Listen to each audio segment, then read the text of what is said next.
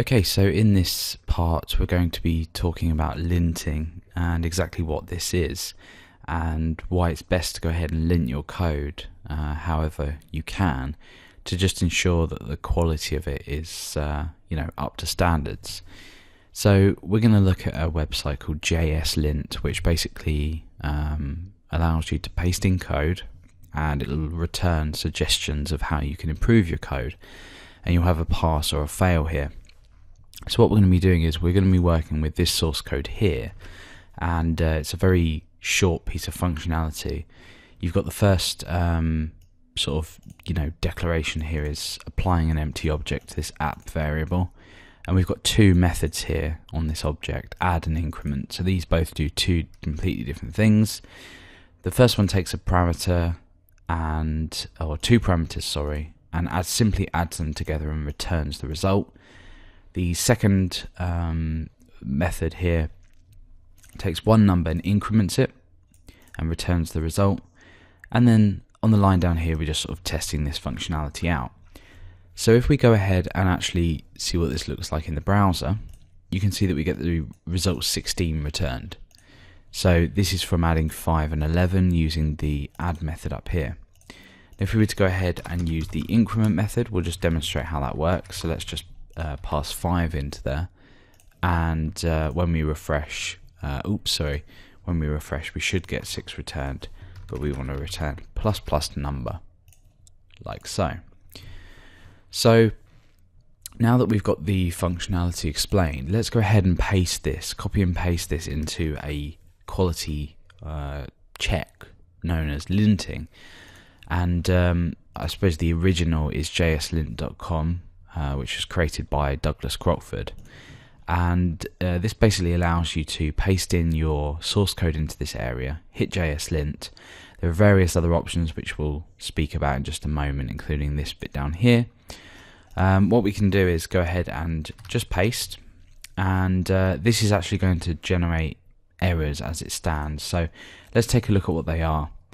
Now the first thing that we've got here is that it's stopped at 63%, and it's got an unexpected app. And you might wonder why that is when the functionality within our actual browser works. You know, we don't get any JavaScript errors, we don't see any errors in the console or anything like that. So why do we have an unexpected app here? Here on line 14. The reason being, and at the start of this video you probably saw that there was a semicolon on the end of this line. That is probably a standard that should be followed, because technically we've done it here, so why wouldn't we do it down here? So we have a similar deal going on. So if we go ahead and correct that mistake, because our code has already scanned 63% through, let's go ahead and paste this in, hit JSLint, and we get a few more errors here. So this one is a little bit odd. We'll go ahead and talk about this one in just a moment. But the unexpected console error here doesn't make too much sense, in terms of this working. But again, it's for the same reason that we have a semicolon at the end of here. So if we go ahead and just copy and paste this, we'll go through the last error here, and then we'll also look at some other errors that we could possibly get. So the only error that we've got back now is an unexpected double plus sign, the operator to increment a number by 1. So why is it unexpected? Well, the problem here is that JSLint recommends that you don't use ++ either at the start or at the end of a variable. It recommends instead, mainly for sort of code readability and to understand code, is to say return number, or if you're assigning this to a variable, whatever, equals the original value or original variable plus, and then whatever number that you need to increment by. And I suppose this does make sense, because you can automatically see here that 1 is being added to this number, and if this did need to change to 2, it can just easily be changed like so. So let's go ahead and just copy and paste this in with that change, and we'll see that that error should go. And okay. So I think what's happened here is we have this being returned on the same sort of line. So I mean, I guess it would probably be more correct to say this. So if we were to cut this, paste this here, and then return number. The problem here is that it's the assignment operator that's unexpected after this return. So let's go ahead and paste this back in and see if we have any problems. And the thing with this, with JSLint, is that it does do a very thorough check of your application. So you know, it's you may find that if you've written a lot of code, it does take a while for it to, you actually to validate it all as okay. And you can see here that that's the case now. We don't have any errors. So let's take a look at some circumstances where we might find ourselves, getting errors here when we maybe shouldn't. So for example, if I was to go ahead and use exactly the same code, and I removed, let's say, well, let's create an interval. So let's go ahead and say app.interval equals function, and then we will go ahead and just say set interval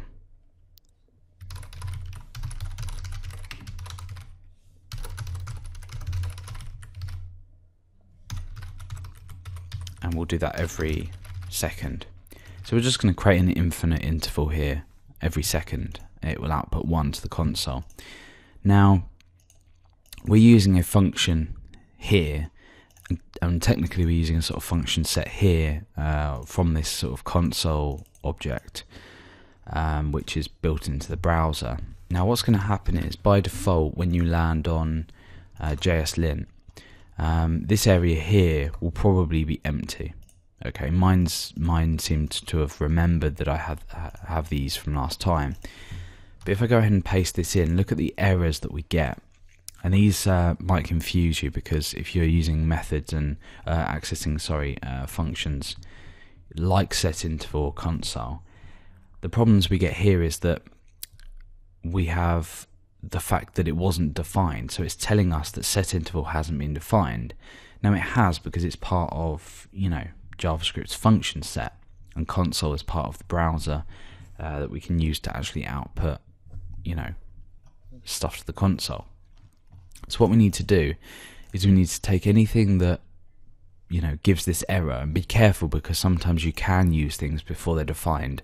So for example, if I were to go ahead and I were to say app.subtract, for example, and then choose 2 numbers, you'll notice we'll get a very similar error. So if we paste this in,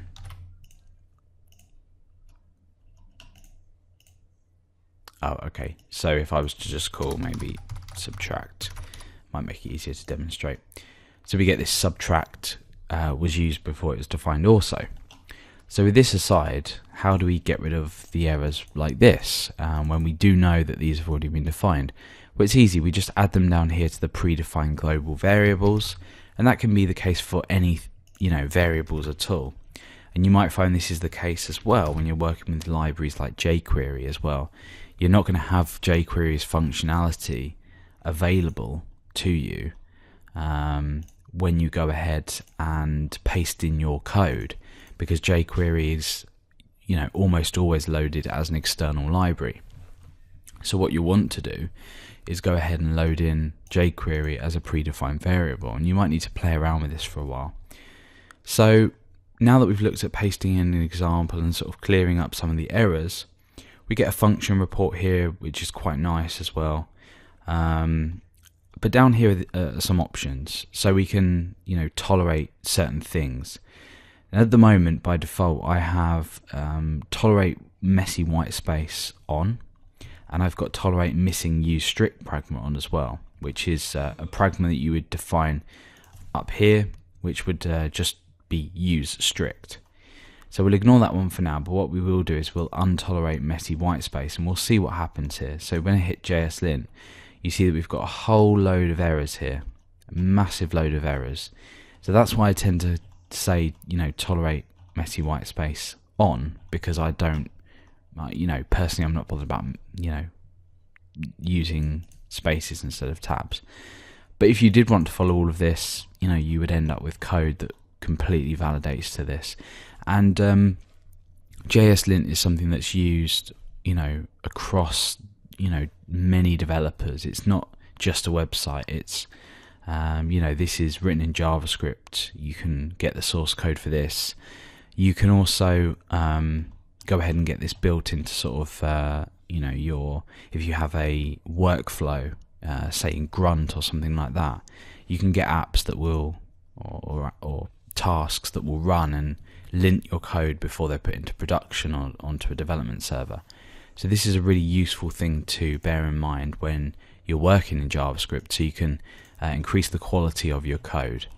So for now, with what we've written, if we were to tolerate messy white space and lint this code, we don't have any errors. So this is satisfied lint's expectations of what code should be.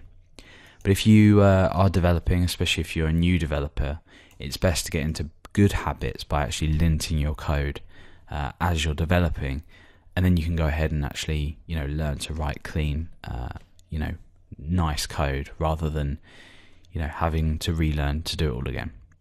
So yeah, that's JSLint and what it does, and you know, we've looked at tidying up some code and looked at, you know, some of the options, and notably this, which will define you know, global variables that are already in your application.